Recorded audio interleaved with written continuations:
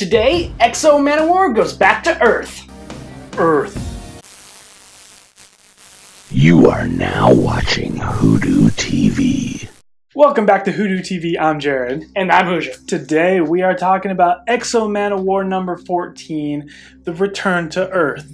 And this is big. We've been on Gorin for 13 issues, and here we are coming right back.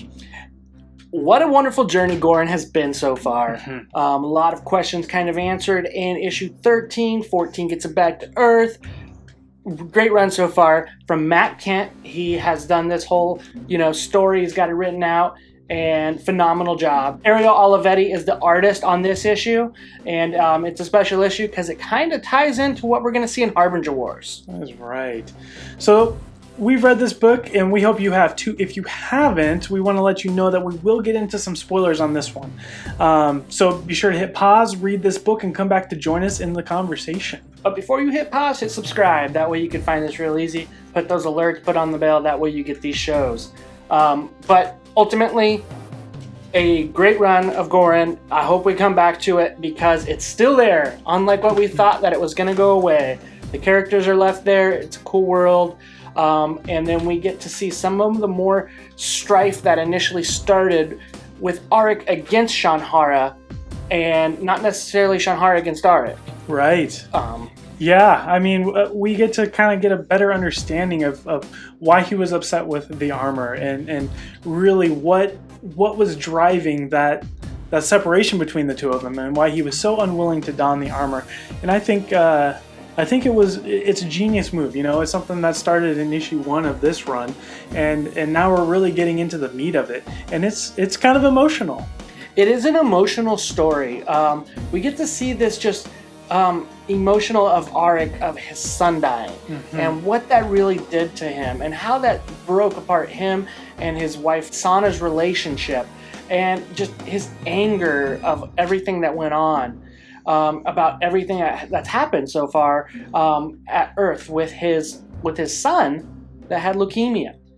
We got that in 13, but we do get some more flashbacks of that in this issue. They do a great job of that, but we see Aric really having this journey to Earth, and then we also get to see that little piece of Livewire trying to connect to him to say, get to Earth, we need you, get here. And I love that, having read the first Harbinger Wars prelude and kind of knowing where it's at and knowing Livewire's power. That is such a cool tie-on to now get some back of the Valiant Universe characters back into this story. The way that happened right away right there was really cool. That's right. I appreciated that. And Shanhara even said, I don't know who can get a signal out this far. This is insane, which, the only person you can know that can do that is Livewire, which is pretty cool. Yeah. But while this is a journey to Earth, and while it involves, some cosmic traveling involving black holes and all these crazy things, it's also kind of a journey for Aric to kind of just think about his life and where he grew up, how he was raised. He was a warrior pretty much since birth, and his father taught him all these great lessons, and really get deep down into those conversations with Sana after they had their child as well. And she was asking him, please just get rid of the armor, and he sees it as a duty to hold on to the armor, because any other nation, any other people who get a hold of that would really wreck some stuff. And it's just a really fascinating book, and I think it's a great book to move into more of Aric's past, because we're now moving into the Harbinger Wars, right? And so the next issue will be Barbarians. And this is just a great wrap-up, I think. And you may call it a fancy bow on top, but I think it was a lot more than that. It wasn't so happy-go-lucky. It really did kind of explain Aric and the journey he was on emotionally. I mean, he seemed almost like a robot in the last, at the very beginning, probably 6 issues until we got some sort of actual feeling out of him. Right, he was just, old man scorned, and wanting to do his job. But he comes back to Earth here in this one, and he's trying to basically get his Visigoth people and be the king. And he comes back and meets Sana, and lo and behold, she is with his best mate, and they have a baby, and it doesn't look like it's Aric's. Right, yeah. But while past Aric could definitely have a rage behind him that would drive him to do crazy things, he seemed to come at this in a really mature way. You know, he kind of said, I've been gone for so long and I understand, you know. Well, he was sleeping with a bloopers, and so I think it's fair. Well, that is absolutely come true. on. Yeah, I mean, if he's getting some, I mean, why couldn't she, you know? Hey, they used to say different area codes, but that's like different universes, different solar systems. That's absolutely right. So it does make a big change, right? Yeah. A question that I had going with this issue, and seeing why he disliked Shanhara, seeing why Sana was telling him to get rid of Shanhara, but then you fast forward to the first arc of X-O Manowar, you know what I mean, 1 through 3, and he had, actually the first 6 issues, he wanted nothing to do with Shanhara. He had it put away in the closet. Yeah. So my question is, why didn't he just do that on Earth? That she asked him, why do you have to come here and want to be a farmer and do that there? You know, it just kind of seems weird that he wouldn't just throw it in the closet in Earth and do with what he was already with. That's a good question. But I would argue, you know, he saw the consequences with his son passing. You know, it was more this probably with the diagnosis and the doctor saying it's probably due to being around so much low level radiation, right, that like it was still not real, and he felt the duty, and he knew it was dangerous in his mind, but he didn't feel it yet until he lost his son, which drove him to leave Earth. And then he knew, like, I can't do this. It's crazy. I mean, that I can't imagine the mindset of this guy. And yeah. I mean, I absolutely appreciated this book because it explained so much. It explained why he was on Goran, why he didn't want anything to do with Shanhara, and it really tied it all up into this big circle to explain all the questions that we had for the last 13 issues. Like, so great. And it comes back to issue number 1 when he's cutting that piece of Shanhara to make the ring, and he has that connection with Shone back on Goran, and he ends up giving her that ring, that control ring, and you know, I'm interested because I feel like Kindt has some more pieces to how that connects even more. And where is that going to come back to? Is something going to come back to that ring of her having it? That was something that I thought was a really cool little thing that was left on this issue that was there. Or was that the end of last issue? I'm thrown off. But recently, when he left Goran, he gave her that ring. Yeah. And so I like that. Dude, good call out. I mean, I think Goran is an excellent location, an excellent setting.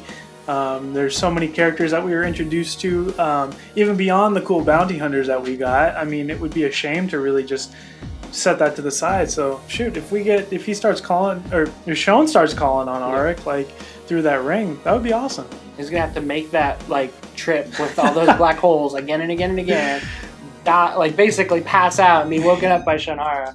To get through that. I think it's a good call out though. it's cool. Yeah. And then I like the part where Capshaw, hey, you're here, we need you. Get here and help us. Right away. And it's just that tie-in to Harbinger Wars 2 is coming, and it basically leaves us right there to where X-O Manowar 14 is going to lead into Harbinger Wars. And then the next X-O Manowar 15, the newest arc, Barbarian, is going to go back to prior Shanhara, and we're going to get a little bit more backstory on Aric when he was the Visigoth, younger. Looks like he spent some time in Rome. Really cool connection. Like, I'm just hoping for like a Britannia tie-in somewhere, but I know the time frames don't quite work. Yeah. But who knows?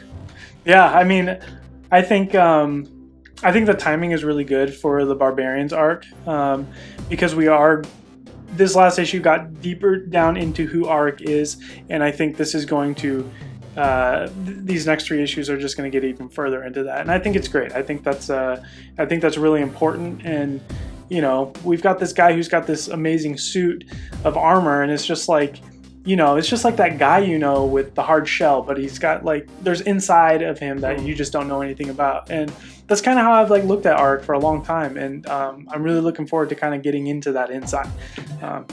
It's great. I can agree. I mean, X-O's been compared to Iron Man so many times. and you got Stark, and you really got, since there's been so long history of Iron Man, you kind of have this idea of who Stark is, right? You've got to learn his character's inside, right? And then you got the costume, you got the Iron Man suit. While I want to get to know more Aric, right, with the suit, right? Because you got two characters really there. You have Shanhara and you have Aric. Then they make X-O Manowar. So it's a little bit different element. So to get some more Aric tied in here, to figure out a little bit more of who he was prior to Shanhara is even cooler. I want to get more of who he actually was in depth. You know, and maybe we can understand where he's at current day a little bit more. That's right. Yeah, I agree. I don't know. What would you score this one? Well, you know, I liked the art. It was good. It was well done. Seemed a little bare at times as far as background or anything. The images were, you know, really good, clean, crisp. You know, he does a great job, Ariel Olivetti. But I liked it. I would be giving this, you know, a 4. That's right where I'm at. Okay. Wrapped up to where got him back on Earth, tied in the story that's coming. So yeah, 4. What about you? Dude, I think I'm giving this one a full 5. You liked it that much, huh? I really enjoyed this one. This one, it's one of those books that it can be read, you know, outside of any story, and it seems just right. You know, it kind of gives everything that you need to know about Aric to get to the end of this issue, and really feel like it's a total thing.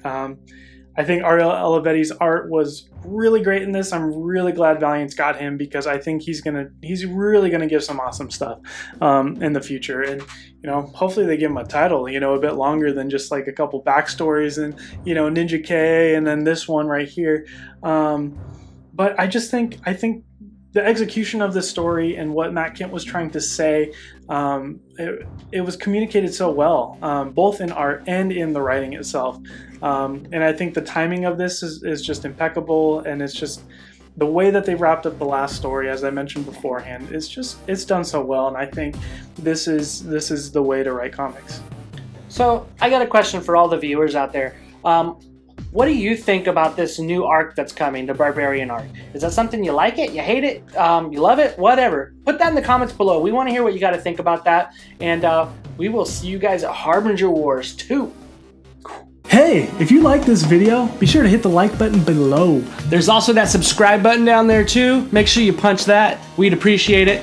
Follow us at Twitter at WhoDooTV, also on Facebook. Yeah, and we'd like to thank our friends over at OutrightGeekery.com. Be sure to check them out. They got all sorts of nerdy stuff on there. Links down in the description. Thank you for watching WhoDooTV. We appreciate you guys.